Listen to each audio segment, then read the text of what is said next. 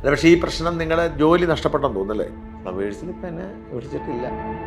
ഞങ്ങളുടെ രണ്ടുപേരും എന്തോ ഒരു ഈഗോ കൊണ്ടൊക്കെ എന്തൊക്കെയോ സാധനം കൈവിട്ടു പോയി ഞങ്ങളുടെ. അതാണ് സത്യത്തിൽ സംഭവിച്ചത്. അതിൽ പൊട്ടിച്ചോ? ഇല്ലെന്നേ, അത് പോട്ടെ. ഇനിയിപ്പോൾ അവനും ഞങ്ങൾക്ക് രണ്ടുപേരും ഞങ്ങളുടെ തെറ്റ് മനസ്സിലായി. നമ്മൾ ആരോടും മത്സരിക്കാനും ഇല്ല.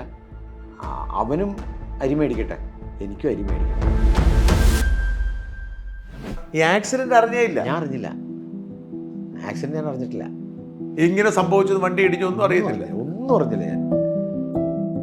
ഇത് കഴിഞ്ഞിട്ട് പിന്നെ ഞാൻ സുധീനെ കണ്ടിട്ടില്ല.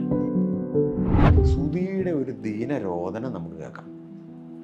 ഒരു ടോൺ, നമ്മളിപ്പോൾ ഇതാണെങ്കിലും ഒരു ടോൺ നമ്മുടെ ഉള്ളിലേക്ക് കയറുന്നില്ല ഈ സാധനം. സുധിയുടെ ബോഡി വിട്ടു കൊടുക്കണമെങ്കിൽ വൈകുന്നേരം ആവും എന്നൊക്കെ പറയാം. പക്ഷേ എനിക്ക് ഫീല് തലയ്ക്കകത്ത് കിട്ടുന്നില്ല.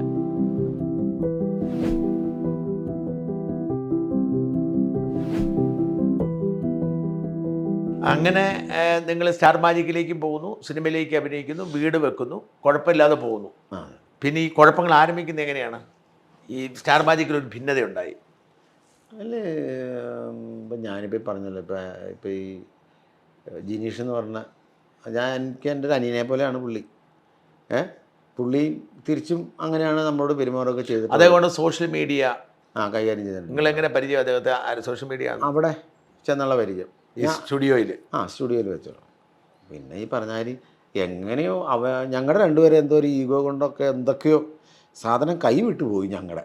അതാണ് സത്യത്തിൽ സംഭവിച്ചത്. ഇപ്പോൾ കഴിഞ്ഞ ദിവസം കൂടെ അത് നിങ്ങളുടെ സോഷ്യൽ മീഡിയ മാനേജറായിരുന്നു ജിനേഷ്? അതെ അതെ അതെ. അപ്പം നിങ്ങളുടെ സോഷ്യൽ മീഡിയ, നിങ്ങളുടെ ഫേസ്ബുക്കും യൂട്യൂബും ഒക്കെ അയാളാണ് കൈകാര്യം ചെയ്തുകൊണ്ടിരുന്നത്. അതിനൊക്കെ മോണിറ്റൈസേഷൻ ഉണ്ടോ? വരുമാനം ഉണ്ടോ? വരുമാനം ആ കോവിഡ് സമയത്തേ വർക്കില്ലല്ലോ. ആ സമയത്ത് ഞങ്ങൾ കുറച്ച് വീഡിയോ ഒരുപാട് ചെയ്തിട്ടില്ല. കുറച്ച് വീഡിയോ ചെയ്യുമ്പോൾ നമുക്ക് അത്യാവശ്യം എൻ്റെ അല്ലറ ചില്ലറയൊക്കെ കിട്ടി. അത് ഞങ്ങൾ രണ്ടുപേരും വീതിച്ചെടുക്കുകയും ചെയ്തു. അല്ല അങ്ങനെ എന്താ, എനിക്ക് അതിപ്പോഴും എനിക്ക് അത്ര ഒരിതല്ല. എനിക്ക് ഇപ്പോഴും ഞാൻ കഴിഞ്ഞ ദിവസം കൂടെ പുള്ളീനെ ഞങ്ങൾ സ്റ്റേഷനിൽ ധാരണയിലെത്തുന്ന ഒരു സിറ്റുവേഷൻ വന്നപ്പോൾ ഞാൻ പുള്ളിയോട് സംസാരിച്ചപ്പോൾ പുള്ളിക്ക് ഈ പറഞ്ഞ രീതിയിൽ ഉള്ള ഒരു വിഷമോ, ഞാൻ എന്തായാലും ഞങ്ങളൊരു 3 വർഷമൊക്കെ കൂടാടുന്നല്ലേ, ഞാൻ ദേഹത്ത് പിടിച്ചിട്ട് ചോദിച്ചു, എന്താ പറ്റി, നമ്മൾ തമ്മിൽ പറഞ്ഞ് തീരേണ്ട കാര്യമാണ്, പക്ഷെ കൈവിട്ടുപോയി. ചില ഈഗോകളും അറിവില്ലായ്മകളാണല്ലോ, കൈവിട്ടുപോയി. ഇത് ഞങ്ങളുടെ രണ്ടുപേരുടെയും കൈവിട്ടുപോയി സാധനം, ഞങ്ങളുടെ കയ്യിൽ നിന്ന് മറിഞ്ഞു പോയി. അത്രേ ഉള്ളൂ ഇതിനകത്ത്. അല്ലാതെ അവനും പ്രത്യേകിച്ച് എന്നോട് വലിയ വൈരാഗ്യമുണ്ടെന്ന് തോന്നുന്നു. ഈ ഈഗോ വന്നു കഴിയുമ്പോഴുള്ള പ്രശ്നമായിരിക്കാം. നിങ്ങൾ തമ്മിൽ പരസ്പരം ധാരണയിൽ എത്തിക്കഴിഞ്ഞിട്ട് എല്ലാം മറക്കാൻ ശ്രമിക്കുന്നതെന്ന് തോന്നുന്നല്ലേ? തീർച്ചയായിട്ടും. എനിക്ക് അതിപ്പോഴും അവൻ എൻ്റെ അനിയനെ പോലെയാണ്. എനിക്ക് അവനെ ദ്രോഹിക്കണമെന്നോ അവനുമില്ല എന്നെ. അവൻ പറഞ്ഞു, പിന്നെ എന്തിനാ അവൻ്റെ ക്യാമറ തല്ലി പൊട്ടിച്ച്? അതൊക്കെ അത് പറയാതിരിക്കുക ഭേദം. അതിനകത്തേക്ക് തല്ലി പൊട്ടിച്ചോ? ഇല്ലെന്നേ, അത് പോട്ടെ. ഇനിയിപ്പോൾ ഞങ്ങൾക്ക് രണ്ടുപേരും ഞങ്ങളുടെ തെറ്റ് മനസ്സിലായി. അവനും അങ്ങനെ പ്രശ്നങ്ങളില്ല. അവനും എൻ്റെ അടുത്ത് വളരെ സൗമ്യമായിട്ട് ഈ കഴിഞ്ഞ ദിവസം ഞങ്ങൾ സംസാരിച്ച്, ഞാൻ ചോദിച്ചു, എന്തിനാടാ നമ്മൾ ഈ 3 വർഷം ഞങ്ങൾ ഒന്നിച്ച് കെട്ടിപ്പിടിച്ച് കിടന്നിട്ടുണ്ട്, ഒന്നിച്ചിരുന്ന് ഭക്ഷണം കഴിച്ചിട്ടുണ്ട്. അതുപോലുള്ള അവൻ എൻ്റെ വീട്ടിൽ എന്തെങ്കിലും ഫംഗ്ഷൻ വന്നാൽ വരാറുണ്ട്. അങ്ങനെയൊക്കെ നിന്ന ആളാണ്. അതാ പറഞ്ഞത്, ഈ എന്തെങ്കിലും ഒരു ഇത് വരുമ്പോഴത്തേക്കും കൈ വിട്ടു പോകണ ഈഗോ, ഞാൻ നടനാണല്ലോ അല്ലെങ്കിൽ ഞാൻ വേറെ ഇങ്ങനെയൊക്കെ ചിന്തിച്ച് വന്നിട്ടായിരിക്കാം കൈ വിട്ടു പോയി സാധനം, ഞങ്ങളുടെ കയ്യിൽ നിന്ന് പോയി. ഇനി അത് വഷളാക്കാൻ താല്പര്യമില്ല. അയ്യോ, നമ്മൾ ആരോടും മത്സരിക്കാനും ഇല്ല. അവനും അരി മേടിക്കട്ടെ, എനിക്കും അരി മേടിക്കണം. അല്ല, പക്ഷേ ഈ പ്രശ്നം നിങ്ങളെ ജോലി നഷ്ടപ്പെട്ടെന്ന് തോന്നുന്നല്ലേ? ഫ്ലവേഴ്സിൽ ഇപ്പം എന്നെ വിളിച്ചിട്ടില്ല. എത്ര കാലമായി? ഇപ്പം ഈ ഷൂട്ടില്ലേ, ഇപ്പം അത് കഴിഞ്ഞിട്ട് ഇപ്പം ഈ സോഷ്യൽ മീഡിയയിൽ അബദ്ധങ്ങൾ പറ്റിയതിന് ശേഷം എന്നെ വിളിച്ചിട്ടില്ല. അല്ല, അത് നിങ്ങളവിടെ ശ്രീനാഥനെ പോയി കാണാൻ പറ്റില്ലായിരുന്നു? സാറിനെ പോയി കണ്ടാൽ ആകുമെന്നാണ് എൻ്റെ വിശ്വാസം. കാരണം ശ്രീകണ്ഠ സാറൊക്കെ അത്രയ്ക്കും എന്നെയൊക്കെ സ്നേഹിക്കുന്ന ആളാണ്. എൻ്റെ അടുത്തൊക്കെ ഒരു മോനെ പോലെ മാഡമാണെങ്കിലും വിളിച്ച എന്തെങ്കിലും പ്രശ്നം ഉണ്ടായിട്ടോ നിങ്ങൾ പോയി കണ്ട് സംസാരിച്ചില്ല? അത് ഞാൻ പോയി ചെന്ന് കണ്ട്, ഞാൻ പറഞ്ഞ എന്നെ എന്തെങ്കിലും ഇതുണ്ടെങ്കിൽ അങ്ങനെ എൻ്റെ ഭാഗത്തുനിന്ന് ഒരു ബുദ്ധിമുട്ടുണ്ടെങ്കിൽ മാപ്പാക്കണം. വെച്ചാൽ നമ്മൾ അത്ര വലിയൊരു ഇതല്ലേ, ഇനിയിപ്പോൾ അത് എന്നുമായിട്ട് ബന്ധപ്പെട്ടൊരു സംഭവമല്ലേ. അപ്പോൾ സാറുമായിട്ട് സംസാരിച്ചു. അപ്പോൾ സാറ് കുഴപ്പമൊന്നുമില്ല എന്ന് പറഞ്ഞേക്കണേ, വേറെ ഒന്നുമില്ല. ഇതൊക്കെ ഈ ചില ഈഗോ. അല്ല, അപ്പം ജോലി കിട്ടുമെന്ന് പ്രതീക്ഷിക്കുന്നു വീണ്ടും അവിടെ സ്റ്റാർ മാജിക്? സാറ് വിളിച്ചാൽ അനൂപ് സാറും മറ്റേ ശ്രീകണ്ഠൻ സാറൊക്കെ വിളിച്ചാൽ നമ്മുടെ അരിയല്ലേ. തന്നെയല്ല, എനിക്ക് ഏറ്റവും ഇഷ്ടപ്പെട്ട ഒരു പരിപാടിയാണ് സ്റ്റാർ മാജിക്. അതിൽ നിന്നുകൊണ്ട് ആണ് നമ്മളിവിടെ വരെ എത്തിയത്. തിരിച്ച് വിളിച്ചാൽ സന്തോഷമായിട്ട് പോകും. കാരണം എന്നെ വേറെ പല പരിപാടിയും പല സംഭവം, ചെറിയ സിനിമ വരെ, ചെറിയ സിനിമകൾ ചെറിയ വേഷമൊക്കെ ആണെങ്കിൽ ആ സമയത്ത് സ്റ്റാർ മാജിക്കിൻ്റെ ഷൂട്ടിങ് കയറി വന്നിട്ടുണ്ടെങ്കിൽ അനൂപ് സാർ ഇങ്ങനെ പറയും, അടിവാലി നിങ്ങളിങ്ങനെ അവിടെ എല്ലാവരും ഇങ്ങനെ നിൽക്കുമ്പോഴൊരു കോംബോയാണ് ഇതിൻ്റെ ഒരു വർക്കൗട്ടിങ്, അതിൻ്റെ ഒരു സക്സസ്. അപ്പോൾ അത് വലിയ ഇമ്പോർട്ടൻ്റ് അല്ലെങ്കിൽ ഞാനപ്പോൾ അന്ന് അത് വിട്ടിട്ട് നമ്മൾ പ്രോഗ്രാം വന്ന് ചെയ്തിട്ടുണ്ട്. അങ്ങനെയാണ് ഇതെനിക്ക്. ഇപ്പം നമുക്കിപ്പോൾ അവരെ പുകഴ്ത്തി പറയേണ്ട കാര്യമില്ല. സ്റ്റാർ മാജിക് എന്ന പരിപാടിയിൽ വന്നതിന് ശേഷമാണ് നമുക്ക് ഉണ്ടായ എല്ലാ സൗഭാഗ്യങ്ങളും ആൾക്കാർ ഭയങ്കരമായിട്ട് തിരിച്ചറിയലും ഭയങ്കരമായിട്ട്. അല്ല, അപ്പം നിങ്ങൾ അത് നിന്ന് പോയി കഴിഞ്ഞാൽ നിങ്ങളുടെ ജീവിതം വഴിപൊട്ടത്തില്ലേ? ലോൺ അടയ്ക്കണ്ടേ? അതൊരു സംഭവത്തിലാണ് ഓൾറെഡി. എങ്ങനെ നിങ്ങൾ മറികടക്കി ഇനി സ്റ്റാർ മാജിക്ക് പോകാൻ പറ്റുന്നില്ലെങ്കിൽ? അല്ല, എന്തെങ്കിലും ദൈവം ഒരു വഴി കാണിച്ചു തരുമായിരിക്കും. അതിലിങ്ങനെ നിൽക്കണം. വേറെ ചാനൽ പ്രോഗ്രാം വല്ലതും ഓഫറുണ്ടോ? തൽക്കാലം ഒന്നുമില്ല. തൽക്കാലം ഇവിടെ അമൃത ചാനലിൽ കോമഡി മാസ്റ്റേഴ്സ് എന്ന് പറഞ്ഞിട്ടൊരു പ്രോഗ്രാം അത് തുടങ്ങി. അതിപ്പം അത് എറണാകുളത്ത് അതിൻ്റെ ഫ്ലോറ് തുടങ്ങാം. അപ്പോൾ അതിൻ്റെ ഡയറക്ടർ അനൂജ് സാർ, അനൂജ് എന്നാണ് പിള്ളേർ, അങ്ങോട്ട് ജോയിൻ ചെയ്യുക. അത് വിളിച്ചിട്ടുണ്ട്. അപ്പോൾ വരാൻ പറഞ്ഞിട്ടുണ്ട്. അല്ല, അപ്പോൾ ഇത് കിട്ടിയാലോ? സ്റ്റാർ മാജിക്ക് കിട്ടിയാലും രണ്ടും കൊണ്ടുപോകും. അല്ല, ഞാനത് സ്റ്റാർ മാജിക്ക് ചെയ്യുമ്പോൾ തന്നെ ഇത് ചെയ്തിട്ടുണ്ട്. സ്റ്റാർ മാജിക്ക് ചെയ്യുമ്പോൾ തന്നെ അപ്പോൾ പറഞ്ഞങ്ങനെ ചെയ്തിട്ടുണ്ട്. അപ്പോൾ കിട്ടുവാണെങ്കിൽ നമ്മളതിപ്പോൾ നമ്മൾക്ക് ഇതുവരെ ആരോടും പരാതികളോ പരിഭവങ്ങളോ ഒന്നുമില്ല. ചില ഈഗോയിൽ ഉണ്ടായ അങ്ങോട്ടും ഇങ്ങോട്ടുള്ള ഒരിതുണ്ടല്ലോ, ഒരു വാശികൾ. ചിലപ്പോൾ അവർ തമ്മിൽ ഒന്നിച്ച് നിന്ന് സംസാരിച്ചാൽ തീരാവുന്ന കാര്യങ്ങളേ ഉള്ളൂ. ഇത് സംഗതി ഞങ്ങൾ പോലീസ് കേസിലൊക്കെ ആയത് എങ്ങനെയാണ് പിന്നെ? ഇതെങ്ങനെ അങ്ങ് പോലീസ് കേസിലൊക്കെ ചെന്ന്?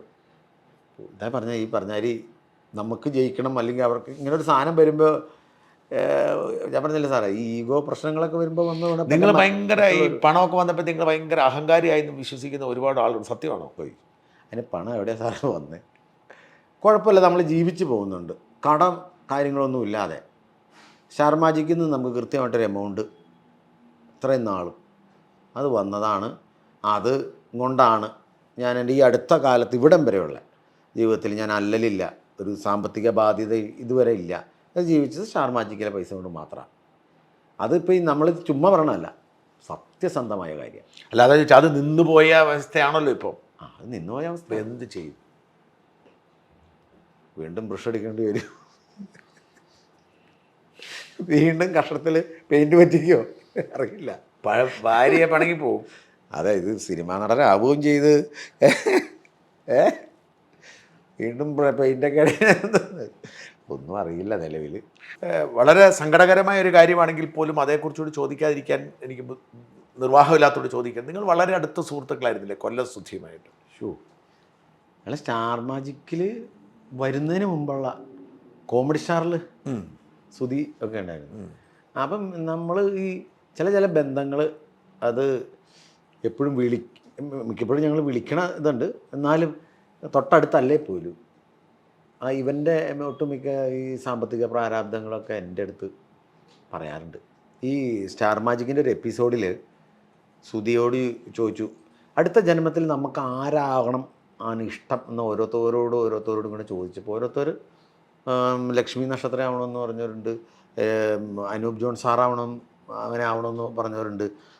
സുധിയോട് ചോദിച്ചു, സുധിക്ക് ആരാവണം എന്ന് ചോദിച്ചപ്പോൾ സുധി പറഞ്ഞു, എനിക്ക് ബിനുവടിമാലി ആയാൽ മതി എന്ന് ഒരു എപ്പിസോഡിൽ സുധി പറഞ്ഞു. അപ്പം അങ്ങനെ എന്തെങ്കിലും ഇപ്പം സ്റ്റാർ മാജിക്കിൻ്റെ ഷൂട്ടിന് സുധി വന്നാലും എൻ്റെ റൂമിലേക്ക് എല്ലാം വരും. കുറച്ച് നേരം ചുമ്മാ ഇരുന്ന് വർത്തമാനം പറയും. അങ്ങനത്തെ ഒരു ആത്മബന്ധം എനിക്കുണ്ടായിരുന്നു. അവനങ്ങനെ പറഞ്ഞെങ്കിലും ഞങ്ങൾ ആത്മബന്ധത്തിലുള്ള കുറേ കാര്യങ്ങളുണ്ട്, സാമ്പത്തികമായിട്ടാണെങ്കിലും അല്ലാതാണെങ്കിലൊക്കെ ഉണ്ട്. അപ്പോൾ ഈ സുധി അന്ന് ഇങ്ങനെ നമ്മുടെ 24-ൻ്റെ പരിപാടി നടക്കുക ഇവിടെ, ഈ ആക്സിഡൻറ്റ് നടക്കണം കണ്ണൂർ പയ്യോളിയിൽ. അവിടെ പോകുമ്പോൾ ഇവൻ എന്ത് ചെയ്താൽ എന്നെ പല പ്രാവശ്യം ഞാൻ പല എപ്പിസോഡിലും പറഞ്ഞിട്ടുണ്ട്, എന്ത് ചെയ്താൽ ഇവൻ എന്നെ ഫ്രണ്ടിലിരുത്തില്ല. ഞങ്ങൾ പോണ വഴിക്ക് ഊണ് കഴിക്കാൻ നിർത്തി. കഴിച്ചിട്ട് നമ്മൾ ഇറങ്ങുമ്പോൾ ഇവന് ഓടി വന്ന് ഫ്രണ്ടിൽ കയറിയിരിക്കും. നിങ്ങൾ സാധാരണങ്ങളാണോ ഇരിക്കുന്നത്? ആ സാധാരണ ഫ്രണ്ടിൽ കയറി ഇരിക്കുമ്പോൾ സീറ്റിൽ ഞാൻ അവിടെ ഇരിക്കണേ. ഇവൻ എന്ത് ഇരുത്തില്ലെന്ന് എന്താണെന്ന് അറിയില്ല, എന്നെ ഇരുത്തില്ല അവൻ വരും. എന്നിട്ട് അവൻ ചായ കുടിക്കാൻ നിർത്തും. അപ്പോഴും അവൻ ഞാൻ കയറണേക്കുമ്പോൾ അവൻ ഫ്രണ്ടിലിരിക്കും. തിരിച്ച് അവിടെ നിന്ന് തിരിച്ചു വന്നപ്പോൾ മഹേഷ് കുഞ്ഞുമോൻ എന്ന് പറഞ്ഞ പയ്യൻ, ആ അതുല്യ കലാകാരൻ, ഭയങ്കര കലാകാരൻ അങ്ങനെ പറയണം. ഈ കേരളം കണ്ടിട്ടതിൽ വെച്ച് ഏറ്റവും വലിയ മികർക്കാരനായി അവനെ വിശേഷിക്കാൻ പറ്റും. എടുക്കുന്ന ടോണുകൾ കാര്യങ്ങളൊക്കെ അവന് ഞങ്ങളോടുള്ള ഇഷ്ടം കാരണം സുധിച്ചേട്ടാ ബിനിച്ചേട്ടാ എന്നാൽ ഞാനും പറ്റേ നിങ്ങളുടെ കൂടെ എന്നും പറഞ്ഞുകൊണ്ട് അവൻ വേറെ വണ്ടിയിൽ അങ്ങോട്ട് പോയത്.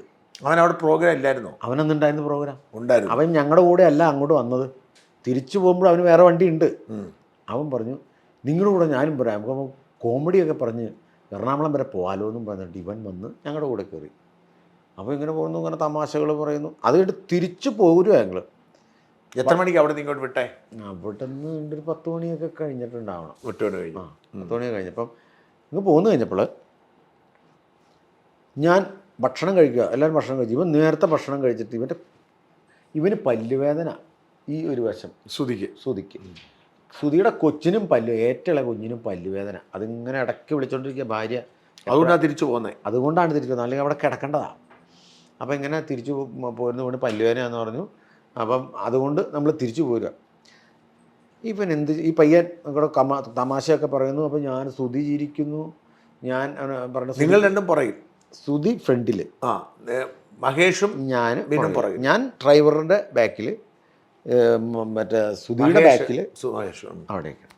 അപ്പം ഞങ്ങളിങ്ങനെ തിരിച്ചു പോകുമ്പോൾ ഞങ്ങൾ തമാശ പറഞ്ഞ് ചിരിച്ച് മടുത്ത്. അപ്പോൾ ഇവൻ പറയും, ഞാനവൻ പറയും, അപ്പോഴത്തേക്ക് അവൻ അടുത്ത കഥ പറയും സുധി. അപ്പോൾ ഇവനിത് കേട്ടിട്ട് ഇങ്ങനെ കുലുങ്ങി ചിരിക്കുക. അപ്പം ചേട്ടാ രാത്രി ഒരുപാടായി, ഇനി കോമഡി പറയരുത് എന്ന് പറഞ്ഞു. ആ ശരി ഞാൻ പറയാനില്ലടാന്ന് പറഞ്ഞിട്ട് ഞങ്ങളിങ്ങനെ എന്നിട്ട് അങ്ങോട്ടും ഇങ്ങോട്ടും നോക്കും, വീണ്ടും ചിരിക്കും. അപ്പം അങ്ങനെ ചിരിച്ചിട്ട് എപ്പോഴോ അങ്ങ് ഉറങ്ങിപ്പോയി. എല്ലാവരും അങ്ങ് ഉറങ്ങിപ്പോയി. ഈ ഉറങ്ങിപ്പോയി കഴിഞ്ഞതിന് ശേഷം വണ്ടി അവിടെ നിർത്തിയിട്ടിട്ട് ഞാൻ ഈ ഫ്രണ്ട് ഗ്ലാസ് ഇങ്ങനെ, ഇതെന്താ വല്ല ഷൂട്ടിംഗ് ലൊക്കേഷനാണോ? റിലേ പോയി. ഈ ആക്സിഡൻ്റ് അറിഞ്ഞില്ല? ഞാൻ അറിഞ്ഞില്ല.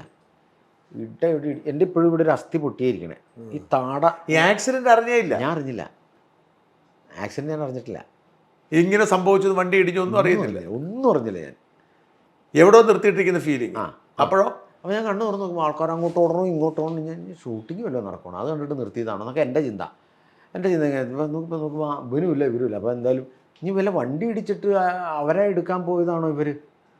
ഞാൻ മാത്രമേ വണ്ടിയിലുള്ളൂ. പെട്ടെന്ന് ഉറക്കം തെളിയുമ്പോൾ ഞാൻ മാത്രമേ വണ്ടിയിലുള്ളൂ. കാലിൻ്റെ ഇവിടെയൊക്കെ നനവ് ഭയങ്കര, ഒരു 12 സ്റ്റിച്ചൊക്കെ ഇവിടെ ഉണ്ടായിരുന്നു, ഇവിടെയൊക്കെ ഉണ്ടായിരുന്നു സ്റ്റിച്ച്. എന്നിട്ട് ഞാൻ ഡോറ് തുറന്ന് ഞാൻ നോക്കുമ്പം അപ്പോഴും എനിക്ക് മനസ്സിലാവണില്ല. ഡോറ് തുറന്നിട്ട് ബാക്കിൽ ഡോറ് തുറന്ന് ഞാൻ വണ്ടിയുടെ സൈഡിൽ ഇങ്ങനെ ചാരി നിൽക്കുക. ഇറങ്ങി നിന്നപ്പോൾ ശരീരത്തെ ബലം മൊത്തം ഇങ്ങനെ ഊർന്നങ്ങ് പോവുക. നമുക്ക് ഇങ്ങനെ കൈ പൊക്കാൻ ഇറങ്ങി നിന്നു, ഒഴുകി ഞാൻ അവിടെ അങ്ങ് വീണു.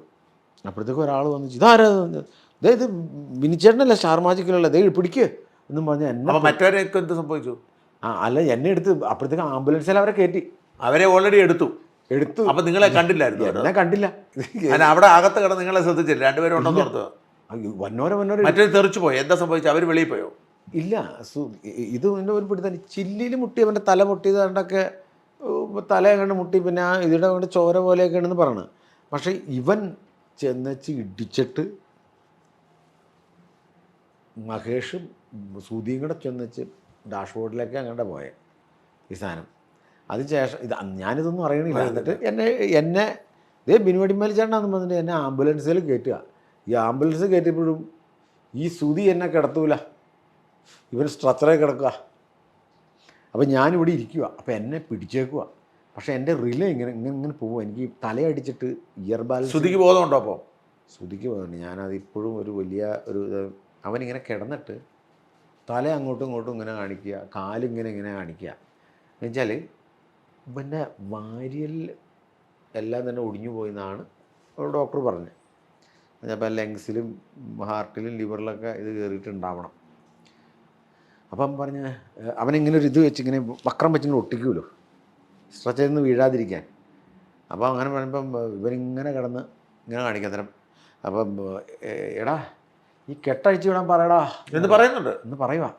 കെട്ടഴിച്ച് വിടാൻ ഞാനവനോട് നമുക്ക് അധികാരമുള്ള അവനോട് സ്നേഹം മിണ്ടാ കിടക്കണം, നീ അത് അഴിച്ചു വിട്ടാൽ താഴെ വീഴൂലേ എന്നൊക്കെ. അപ്പോഴും ഇതെന്ത് പറ്റിയിരുന്നോ, ഇത് എങ്ങോട്ട് പോകണമെന്നൊന്നുമില്ല, നമുക്ക് റിലേയിലില്ല. മറ്റേ മഹേഷ് വേറെ വണ്ടിയിലാണോ? മഹേഷ് വേറെ വണ്ടിയിലാണെന്ന് തോന്നുന്നു.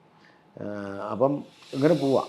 അപ്പോൾ പോയി കഴിയുമ്പോഴത്തും പിന്നെ എന്നെയും മഹേഷിനെയും ഡ്രൈവറേയും ഈ ഏതൊരു ഹോസ്പിറ്റലിൽ ഞങ്ങളെ കയറ്റി ഇങ്ങനെ കിടത്തി. എൻ്റെ കാല് മുറിച്ചിട്ട് ഇതിങ്ങനെ കത്രിക വെച്ച് കട്ട് ചെയ്ത് കളഞ്ഞു, എൻ്റെ ഷർട്ട് കട്ട് ചെയ്ത് കളഞ്ഞ്. അപ്പോൾ ഇങ്ങനെ കിടത്തിയേക്കുക.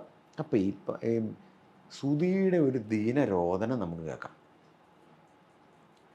ഒരു ടോൺ, നമ്മളിപ്പോൾ ഇതാണെങ്കിലും ഒരു ടോൺ നമ്മുടെ ഉള്ളിലേക്ക് കയറുന്നില്ല ഈ സാധനം. ആരോ എവിടെ ഒരു ദീനമായിട്ട് കരയുണ്ട്.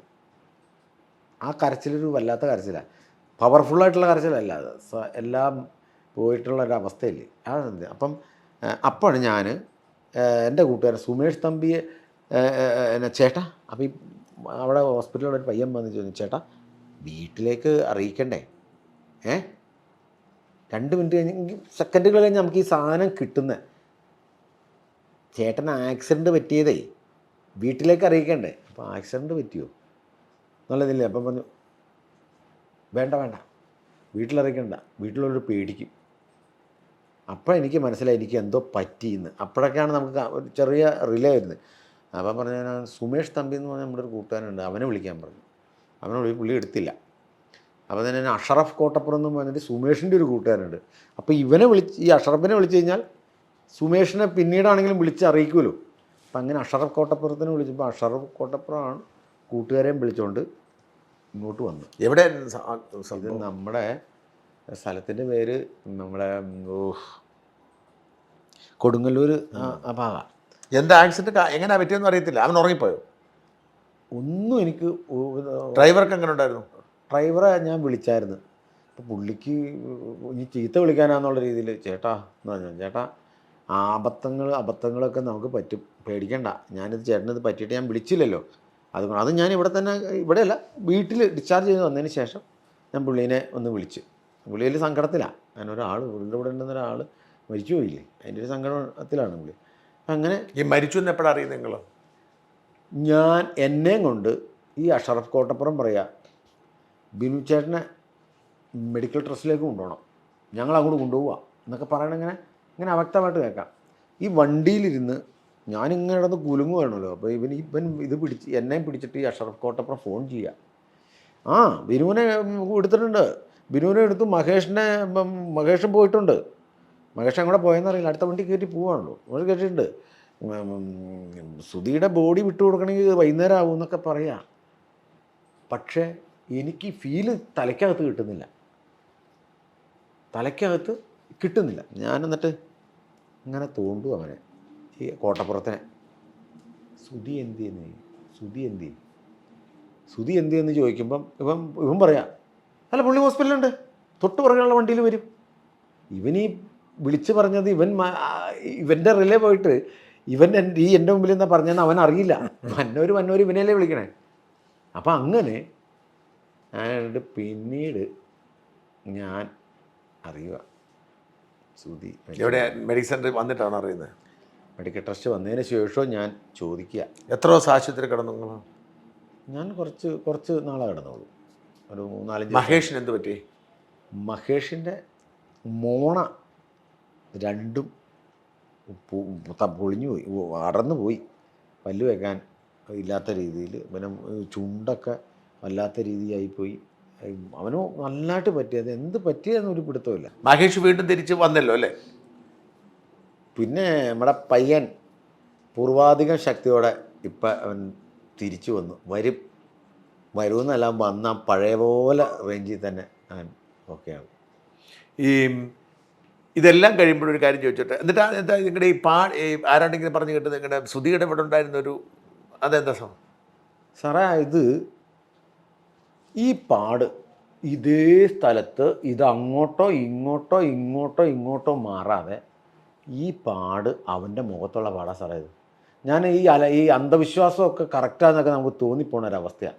ഞാൻ പറഞ്ഞല്ലോ അങ്ങോട്ട് ഇവൻ കയറ്റിയിരുത്തൂല. തിരിച്ചും ഇങ്ങോട്ട് വന്നപ്പോൾ മകേഷ് കയറിയിരുന്നു. ഇത് കഴിഞ്ഞിട്ട് പിന്നെ ഞാൻ സുധീനെ കണ്ടിട്ടില്ല. അവസാനമായിട്ട് ഞാൻ കാണുന്നത്, ജീവനോടെ കാണുന്നത്, അവൻ മറ്റേ സ്ട്രെച്ചറിൽ കിടക്കണ ആംബുലൻസിൽ. പിന്നെ എനിക്കിത് റിലേ വന്നു കഴിഞ്ഞപ്പം നമുക്ക് ഒരു വെപ്രാളം, അല്ലെങ്കിൽ തന്നെ വെപ്രാളം കിട്ടാൻ കാത്തിരിക്കുക. അവൻ്റെ അടുത്തൊന്ന് പോകണമല്ലോ, അത് എന്നൊക്കെ. അപ്പോഴും അവനവിടെ ഉണ്ടെന്ന് നമ്മുടെ ചിന്ത. ഞാൻ അവിടെ ചെല്ലുമ്പോൾ ഒരു ചന്ദനത്തിരി കത്തിച്ച് വെച്ചിട്ട് ആശുപത്രിയിൽ വീട്ടിൽ ചെന്നു. ഞാൻ വീട്ടിൽ ചെന്നു. അല്ല, നിങ്ങൾ ആശുപത്രിയിലല്ലായിരുന്നോ? ആശുപത്രിയിൽ നിന്ന് ഡിസ്ചാർജ് ആയിട്ട്. അല്ല, അവൻ്റെ അടക്ക് കഴിഞ്ഞ്. അത് അടക്ക് നടക്കണ സമയത്തൊക്കെ ഞാൻ ആശുപത്രിയിലാണ്. ഓക്കെ. അത് കഴിഞ്ഞിട്ട് ഞാൻ അവനെ കാണാൻ വേണ്ടി അവിടെ ചെന്ന്. ഒരു ഇതായിരുന്നു, ഈ കരച്ചൽ ഉണ്ടാക്കല്ലേ എന്നുള്ളൊരു വിഷമത്തിലായിരുന്നു. ഞാൻ നോക്കുമ്പോഴേ എന്നെ എത്രത്തോളം ഇഷ്ടപ്പെട്ടവൻ ഒരു ഫോട്ടോ ഇങ്ങനെ വളരെ നന്നായിട്ട് ചിരിച്ച ഒരു ഫോട്ടോയിൽ അവനിങ്ങനെ ഇരിക്കുന്നു. അവിടെ ഒരു ചന്ദനത്തിരിയുടെ മണവും. അവൻ്റെ ഇച്ചിരില്ലാത്ത മോൻ സുധി ഷൂട്ടിന് പോയതാണെന്നും പറഞ്ഞ് അതിൽ ഓടി നടക്കുന്നു. അവൻ്റെ ഭാര്യ ഇങ്ങനെ ഇരുന്ന്. ആ റൂമിൽ ഇനി സുധിച്ചേട്ടനില്ല, ഞങ്ങളുടെ കൂടെ കിടക്കാൻ സുധിച്ചേട്ടനില്ല, എന്നെ വഴക്ക് പറയാനില്ല, എനിക്കും എന്തെങ്കിലും ഇവരങ്ങോട്ടും കൂടെ പലതും ഭാര്യ മത. അങ്ങനെ ഞാനിനി ആരോട് പറയും? അതൊരു വേർപാടിൻ്റെ ഒരു, സത്യം പറഞ്ഞാൽ ഭാര്യയും ഭർത്താവും ഉള്ള ആളുകൾ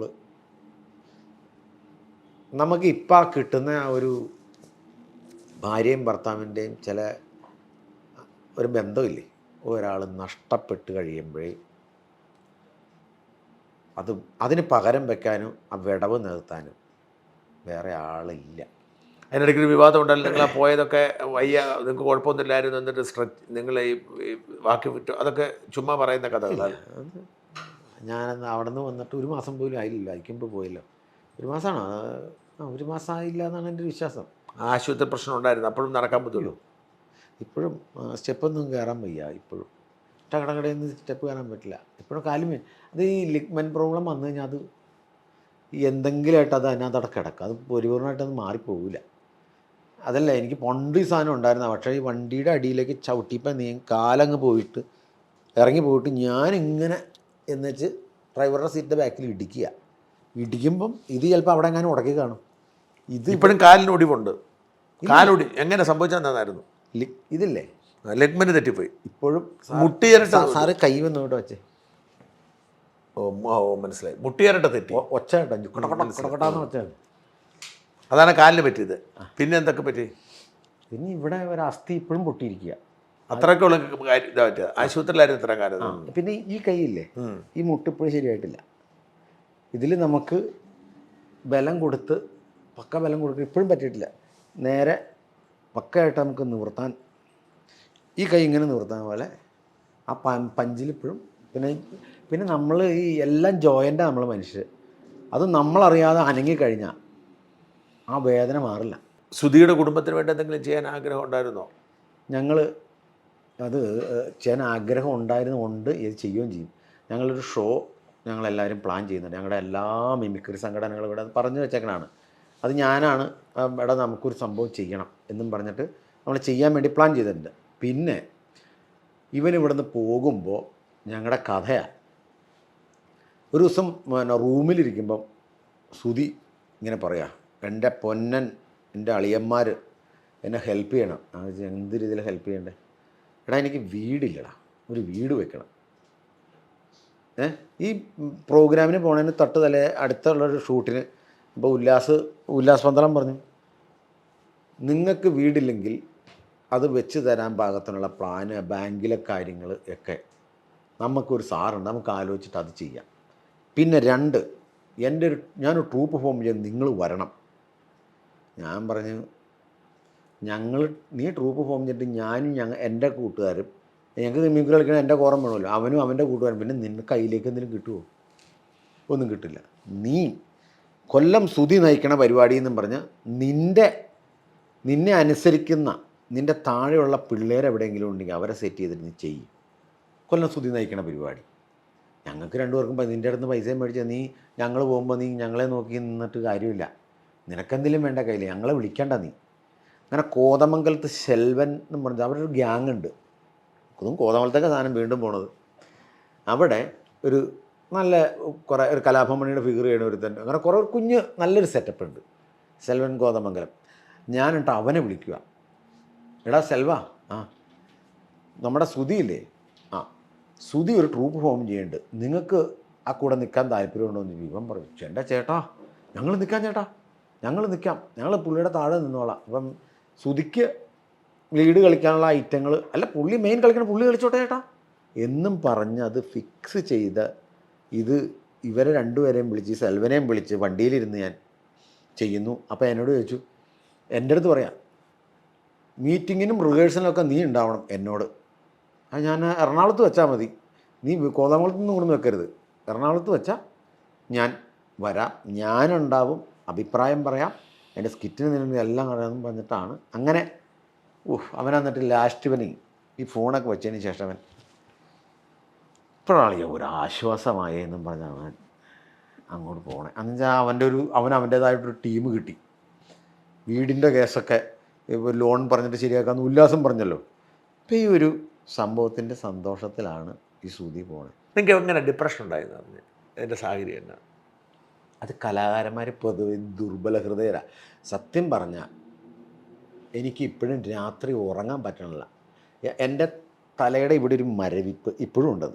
എങ്ങനെ തുടങ്ങിയത് അതെനിക്കറിയില്ല. ഈ ഡിപ്രഷനൊക്കെ കയറണതിൻ്റെയൊക്കെ ആയിരിക്കും. എന്ന് വെച്ചാൽ നമ്മൾ ലോൺ അടയ്ക്കണം, ഇനി എന്ത് ചെയ്യും എന്നുള്ളൊരു സാധനം വരുമ്പോഴത്തേക്കും നമുക്ക് ഇതുവരെ ആരോടും കടം മേടിച്ച് ബാധ്യത കയറ്റി വെച്ചിട്ടില്ല നിലവിലിപ്പോൾ.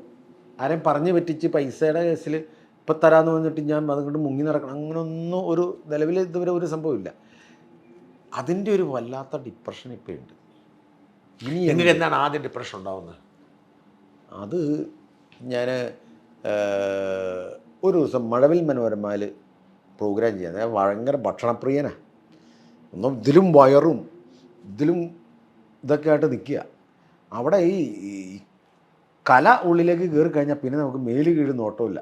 അപ്പോൾ ഇവർ ഡാൻസ് കളിക്കുന്ന കൂട്ടത്തിൽ ഞാനും കിടന്ന് തകർത്ത് വാരി ഡാൻസ് കളിച്ചപ്പോൾ ബ്രീത്ത് കിട്ടുന്നില്ല.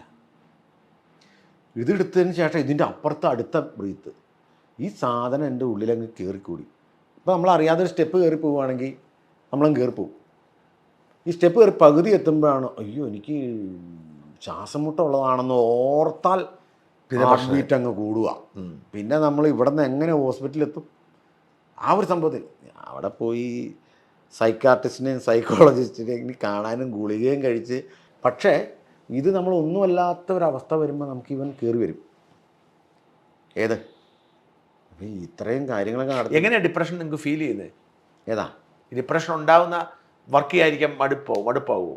ഇല്ല ഈ മറ്റേ ഈ ആദ്യം വരുമല്ലോ, നമ്മൾ ടെൻഷൻ വരും. ടെൻഷൻ വരുമ്പോൾ നമുക്ക് നമ്മുടെ ഹാർട്ട് ബീറ്റ് കൂടും. ഇപ്പം നാളത്തെ കാര്യങ്ങൾ എങ്ങനെയാണ്, ഇനിയിപ്പോൾ എന്തായിരിക്കും അവസ്ഥ, ഇങ്ങനൊരു സാധനമൊക്കെ വരും. ആ ഒരു അവസരത്തിൽ ഒരു വർക്ക് വന്നു കഴിഞ്ഞാൽ ടക്കേന്ന് അതങ്ങ് മാറും. അല്ല നമ്മുടെ അടുത്ത് തന്നെ ആശ്വസിപ്പിക്കാൻ ആളെത്തി അതങ്ങ് മാറും. ആശ്വസിപ്പിക്കാൻ ആളെത്തി അതങ്ങ് മാറും. അപ്പം അങ്ങനെ എന്നിട്ട് ഞാൻ ഇപ്പം കുഴപ്പങ്ങളൊന്നും ഇല്ലല്ലോ? ഇപ്പം കുഴപ്പങ്ങളൊന്നുമില്ല. ഇപ്പം ഈ പ്രശ്നമൊക്കെ ഉണ്ടായപ്പോൾ അത് അങ്ങനെ വരുമല്ലോ സാറേ. അത് നമുക്കൊരു പെട്ടെന്ന് നമ്മുടെ ഒരു ജോലിയെ ബാധിക്കുന്ന ഒരു സംഭവം വരുമ്പോൾ മാനസികമായിട്ട് നമുക്കൊരു ഇതുണ്ടാവുമല്ലോ. പിന്നെ അതൊക്കെ ഓരോ ദൈവം എന്തെങ്കിലും വഴി കാണിച്ച് തരുമായിരിക്കും എന്നുള്ള ഒരു വിശ്വാസത്തെ. ദൈവവിശ്വാസിയാണോ? നന്നായിട്ട്. ഏത് ദൈവത്തോടാ? എല്ലാ ദൈവങ്ങളെയും. ഇഷ്ടദൈവം? ഇഷ്ടദൈവം അങ്ങനെ എല്ലാ ദൈവങ്ങളെയും ഞാൻ പള്ളിയിൽ പോയാലും പ്രാർത്ഥിക്കും. അതുപോലെ ഇവിടെ ഞങ്ങളിങ്ങനെ പരിപാടിക്കൊക്കെ പോകുന്ന സമയത്താണെങ്കിൽ നമ്മൾ ഏത് പള്ളിയിലാണെങ്കിലും അവിടെ പ്രാർത്ഥിക്കാൻ നമുക്ക് ഈ മറ്റേ ഇത് വേറെ സ്ഥലങ്ങളില്ല, കാഞ്ഞിരമറ്റം പള്ളി. ഞങ്ങൾ കലാകാരന്മാരുടെ ഒരു ഇതുണ്ട്, സ്ഥിരം നേർച്ച ഇടുന്ന സ്ഥലങ്ങളുണ്ടെങ്കിൽ അവിടെയൊക്കെ ഞങ്ങളത് ഇന്ന ദൈവം എന്നൊന്നുമില്ല. കാരണം പള്ളിയിലും നമ്മൾ പ്രോഗ്രാം പോയി കളിച്ചിട്ട് പൈസ കൊണ്ട് വീട് കുടുംബം നോക്കുന്നുണ്ട്, അമ്പലത്തിലും പോകുന്നുണ്ട്, അല്ലെങ്കിൽ ബാക്കിയുള്ള എല്ലാ മതത്തിലുള്ള ആളുകളുടെ അടുത്ത് നമ്മൾ ഇപ്പം. അതുകൊണ്ട് ഇതെല്ലാം ആരെയും നിന്ദിക്കണ്ട. എവിടെ നിന്നാ ചിലപ്പോൾ നമുക്കൊരു അനുഗ്രഹം കിട്ടണമെന്ന് അറിയാൻ പറ്റില്ലല്ലോ. എല്ലാം പിന്നെ പോസിറ്റീവ് അല്ലേ. നിങ്ങളുടെ കുഞ്ഞിന് എന്നാ പറ്റിയ? എത്ര മക്കളാ? ഞങ്ങൾ 3 പേര്. എൻ്റെ എനിക്ക് 3 പേര്. ബിനുവിന് 3 മക്കൾ. എന്നാ പ്രായം? മോന് +2 കഴിഞ്ഞു. എവിടെ പഠിക്കുന്നു? അവനിപ്പം അലു ബോയ്സിലായിരുന്നു. അവനിപ്പോൾ അങ്ങോട്ട് നിന്ന് പുറത്തേക്ക് പോളണ്ട് പോകാനുള്ളൊരു എന്നാ degree nursing. BSc nursing. Poland പോകാനായിട്ട് എല്ലാം ആയോ? ആയി നിൽക്കുക എല്ലാം. അപ്പോൾ അതും ഇതും കൂടെ വരുമ്പോഴാണ് നമ്മളുടെ ഈ ഒരു കാര്യങ്ങളൊക്കെ. അതിൻ്റെ ഫീസൊക്കെ അടച്ചോ? അതിൻ്റെ ഫീസൊക്കെ അടച്ചു. രണ്ടാമത്തെ കൊച്ചോ? രണ്ടാമത്തെ അവളാ ഒക്കെ എന്നാ പറ്റി? അല്ല, അവളത് ജന്മന അവളത് മറ്റേ മാസം തികയാതെ ഉണ്ടാകുമ്പോൾ 7ാം മാസത്തിൽ സിസേറിയൻ ചെയ്തെടുക്കുമ്പോൾ 5 മാസത്തെ വളർച്ചയുള്ളൂ അവർക്ക്. അപ്പോൾ അതിൻ്റേതായിട്ടുള്ള ഒരു അസ്വസ്ഥതകൾ അവൾക്ക് ഓൾറെഡി ഉണ്ട്. ശാരീരിക ബുദ്ധിമുട്ടുകളുണ്ട്. ചെവിക്ക് ലേശം കേൾവിക്കുറവുണ്ട്, കണ്ണിന് ചെറിയ കാഴ്ചയുടെ പ്രശ്നമുണ്ട്, നടക്കുമ്പോൾ ഒരു ബലം പിടുത്തമുണ്ട്. ഒക്കെ അങ്ങനെ പഠിക്കുന്നുണ്ടോ? അങ്ങനെ ഭീകരപ്പെടുത്തമല്ല. സ്കൂളിൽ പോകുന്നുണ്ടോ? സ്കൂളിൽ വിടുക, നോർമൽ സ്കൂളിലാണ് വിടുന്നത്. മറ്റവരുടെ സ്പെഷ്യൽ സ്കൂളിൽ വിട്ട് ഇവർ കമ്പനി കൂടി അവരങ്ങനെ ആക്ഷൻ കാണിക്കുമെന്ന് മേടിച്ചിട്ട് നോർമൽ സ്കൂളിലാണ് വിടുന്നത്. അവിടെ പഠിക്കാൻ പറ്റുമോ അവൾക്ക്? അവിടെ പോകുന്നു, ഇരിക്കുന്നു, പോരും. ആര് കൊണ്ടുവിടും? വൈഫ് കൊണ്ടുവിടും. വീട്ടിലിരുന്ന ഒരു ഇതുണ്ടാവണ്ട, ഉള്ള സമയത്ത് പോട്ടെ എന്നൊക്കെ പറഞ്ഞ് ചുമ്മാ. അപ്പോൾ അവൾക്ക് പരീക്ഷ എഴുതുന്ന ആളുകൾ വേറെ, എഴുതുന്ന കുട്ടികൾ വേറെ ആയിരിക്കും. മൂന്നാമത്തെ കൊച്ചോ? അവന് 5 വയസ്സ്. അവന് റയാൻ ഇൻ്റർനാഷണൽ സ്കൂൾ എന്ന് പറഞ്ഞിട്ട് സ്കൂളുണ്ട് അവിടെ പഠിക്കും. നമ്മുടെ ജോജു ചേട്ടൻ്റെയൊക്കെ മക്കൾ പഠിക്കണ സ്കൂള്. നന്നായി പഠിക്കും. കുഞ്ഞനാ, കുഴപ്പമില്ല, നന്നായിട്ട് പഠിക്കും. അപ്പോൾ ഇതാണ് നിങ്ങളുടെ ഒരു സാഹചര്യം. ഇതാണ് നമ്മുടെ ഇപ്പോഴത്തെ ഒരു സാഹചര്യം. അപ്പോൾ നിങ്ങൾ മറ്റേ വിവാദത്തിലേക്ക്, ഈ വിവാദം തുടരാൻ നിങ്ങൾക്ക് ആഗ്രഹമില്ല? അയ്യോ എൻ്റെ പൊന്നെ, ഇത് പറഞ്ഞില്ലേ, ഈ ചെറിയ ഈഗോ ക്ലാഷ് കൊണ്ട് വന്ന സാധനം. ഇത്രയും പറയേണ്ട ഒരു സംഭവം അവനുമില്ല എനിക്കുമില്ല. അപ്പോൾ ഈ കഴിഞ്ഞ ദിവസം ഞാൻ അവനെ കണ്ടപ്പോഴും, ഞാൻ അവൻ്റെ തോളത്ത് പിടിച്ച് സംസാരിച്ചപ്പോഴും അവൻ പഴയ ജിനീഷിനെ പോലെ എന്നോട് പെരുമാറിയത്, ഞാൻ അങ്ങോട്ട് പെരുമാറിയത്. ഇനിയിപ്പോൾ ഇനി മുമ്പോട്ട് പോയി കഴിഞ്ഞാൽ വെറുതെ തലങ്ങൾ മാറി നമ്മുടെ വർക്കുകളെ ബാധിച്ചും ഇതൊക്കെ ആയിട്ട് പോകുന്നല്ലേ ഉള്ളൂ. എന്തെങ്കിലും ഇതൊക്കെ ഉണ്ടെങ്കിൽ അങ്ങോട്ടും ഇങ്ങോട്ടും ശ്രമിച്ചും സഹിച്ചും അതങ്ങ് ഇത് ചെയ്യാന്ന്. വേണ്ടായിരുന്നു തോന്നുന്നുണ്ട് ആ വിവാദമൊന്നും, അല്ലേ? അത് ചുമ്മാ തർക്കിച്ചങ്ങ് തുടങ്ങിയതായിരിക്കും. ചുമ്മാ തർക്കത്തിലൊക്കെ തുടങ്ങിയതായിരിക്കും. പിന്നെ ഇത് കൈവിട്ടങ്ങ് പോകും, അതാണ് പറ്റിപ്പോയത്. ഇപ്പോൾ അവനും ഉദ്ദേശിച്ചിട്ടുണ്ടാവില്ല എന്നെ ഇതുപോലെ ഇത്ര അവനും ചിന്തിച്ചിട്ടുണ്ടാവില്ലായിരിക്കും എന്നാണ് എൻ്റെ ഒരു വിശ്വാസം. ഞാൻ അവനോട് വിളിച്ച ഫോൺ കോളുകളെല്ലാം പറഞ്ഞു, എടാ നമുക്ക് മക്കളുണ്ട്. അല്ല, അപ്പോൾ കേസെല്ലാം സെറ്റിൽ ചെയ്തോ? അത് നമ്മൾ സെറ്റിൽ ചെയ്ത പോലെയാണ് ഞങ്ങൾ പറഞ്ഞു വെച്ചേക്കണത് ഇപ്പോൾ നിലവിൽ ഇതുവരെ. അപ്പോൾ അതുകൊണ്ട് ഇനിയിപ്പോൾ നിങ്ങളുടെ പ്രശ്നം, നിങ്ങളുടെ പ്രോഗ്രാം തുടരണം, അതാണ് ആഗ്രഹം. അത് അനൂപിനോട് ചോദിച്ചിട്ടില്ല ഇതുവരെ. അല്ല, അനൂപ് എന്ന് പറഞ്ഞാലല്ലേ എൻ്റെ സംവിധായകൻ? അതെ. അയാളെ കണ്ടിട്ടില്ല ഇതുവരെ. ഈ പ്രോഗ്രാം കഴിഞ്ഞ് നിങ്ങളോട് എങ്ങനെ പറഞ്ഞു? ഇനി വരണ്ടെന്ന് പറഞ്ഞു? ഇല്ല, ഒന്നും പറഞ്ഞില്ല. അപ്പോൾ വരണ്ടെന്നും പറഞ്ഞില്ല. പിന്നെ ഇല്ല, ഇത് വിളിച്ചിട്ടില്ല. ഞങ്ങൾ അങ്ങോട്ടും ഇങ്ങോട്ടും ഇപ്പോൾ ഇങ്ങനെ ഇതങ്ങ് നിൽക്കണുണ്ട്, വിളിച്ചില്ല. എത്ര കാലമായി? ഇതിപ്പോൾ ഒരു പിന്നെ ഒരാഴ്ച. അങ്ങനെ ഇത് കഴിഞ്ഞതിന് ശേഷമുള്ള ഷൂട്ടിന് എന്നെ വിളിച്ചിട്ടില്ല. അത് ഒരു ഷൂട്ടിങ് കഴിഞ്ഞു, തുടർന്നു. അത് കഴിഞ്ഞു. അല്ല, ഈ പറഞ്ഞ വിഷയം നടന്ന സമയത്ത് അത് കഴിഞ്ഞിട്ട് തന്നെ രണ്ടിന് വിളിച്ചു. അത് കഴിഞ്ഞതിന് വേറെ പുതിയ ഫ്ലോറിലേക്ക് മാറിയപ്പോഴും എന്നെ വിളിച്ചായിരുന്നു. പക്ഷേ ഇപ്പോൾ ഇതിന് വിളിച്ചിട്ടില്ല. അപ്പോൾ ഇങ്ങനെ നിൽക്കണോണ്ടായിരിക്കാം. അപ്പോൾ പ്രേക്ഷകരോട് എന്താ പറയാനുള്ളത്? പ്രേക്ഷകരോട് പറയാനുള്ളത്, ഒരിക്കലും ആരും അങ്ങോട്ടും ഇങ്ങോട്ടും വലിയവരല്ല. ചില വാക്കുകളൊക്കെ കൊണ്ട് ഈ സാധനം നമ്മുടെ ജീവിതം തന്നെ മാറി മറിഞ്ഞു പോകും. എല്ലാവരും ക്ഷമിക്കാനും സഹിക്കാനും സഹകരിച്ച് പോകാനും ശ്രമിക്കുക. വളരെ ചുരുക്കമായിട്ടുള്ള ജീവിതമുള്ളൂ നമുക്ക്. അതുകൊണ്ട് നമ്മുടെ വാക്ക്, നോട്ടം, പ്രവൃത്തി കൊണ്ട് ആർക്കും അന്നം മുട്ടിക്കാതിരിക്കുക. എല്ലാവർക്കും നല്ലത് മാത്രം വരുത്തട്ടെ. പ്രേക്ഷകരായ നിങ്ങളാണ് നമ്മളെ പോലുള്ള കലാകാരന്മാരുടെ വിജയം. ഒരു കലാകാരനും നിങ്ങൾ കരുതും പോലെ വല്ല ക്രൂക്കട്ട് സംഭവങ്ങളൊന്നുമല്ല. ചില ഈഗോ പ്രശ്നം കൊണ്ടുണ്ടായ സംഭവമാണ്. എന്നെ ഇഷ്ടപ്പെട്ടവർ ഇനിയും എന്നെ പ്രോത്സാഹിപ്പിക്കണമെന്ന് മാത്രമാണ് എനിക്ക് അവസരത്തിൽ പറയാനുള്ളത്. All the best. പ്രേക്ഷകർക്ക് വേണ്ടി എന്തെങ്കിലും ഒരു ചെറിയ മിമിക്രിയും കൂടെ? അതെ. ഞാൻ ആദ്യം പറഞ്ഞ ഇമാരെല്ലാവരും കൂടെ കൂട്ടുകാർ കൂടുമ്പോൾ കോമഡി പറഞ്ഞത്. അപ്പം ഈ കോമഡി പറഞ്ഞുകൊണ്ട് ഇപ്പം നമ്മളതിൻ്റെ ഫംഗ്ഷന് ചെല്ലുമ്പോൾ അവിടെ ചെന്ന് ഒറ്റയ്ക്ക് നിന്ന് കോമഡി പറയാൻ പറ്റില്ല, കൂട്ടുകാർ വേണമല്ലോ. അതുകൊണ്ട് നമ്മൾ അവരുടെ കണ്ണിൽ പൊടിയിടാൻ വേണ്ടി 1-2 നടന്മാരും ഒക്കെ ചെയ്ത് ഒരു പാട്ടും പാടി ആ ഫംഗ്ഷനിങ് ഇറങ്ങും. അപ്പം അങ്ങനെ വെച്ചിട്ടൊരു സംഭവം ചെയ്യാം.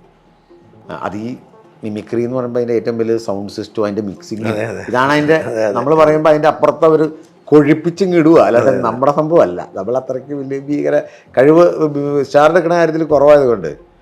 അപ്പം ഇന്നസെൻ്റ് ഏട്ടൻ, എല്ലാവർക്കും നമസ്കാരം. ഇന്ന്